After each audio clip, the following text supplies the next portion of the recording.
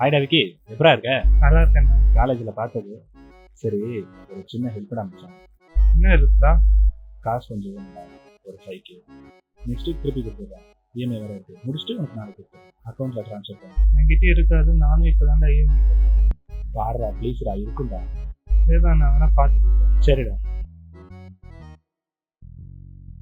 ஐயோ இதாலா, என்ன தம்பி, என்ன ஞாபகம் இருக்கா இல்லையா? உன்னை எப்படி மறக்க முடியும்? நல்லா ஞாபகம். காசு கொடுக்க நீ என்கிட்ட காசு வாங்கி 3 மாசம் ஆகுது. எனக்கு தந்துடுறேன். காசு ஒரு 7 நாள் தந்துடுறேன். வீட்டில் சின்ன பிரச்சனை, அதானே காசு கொடுக்கணும்.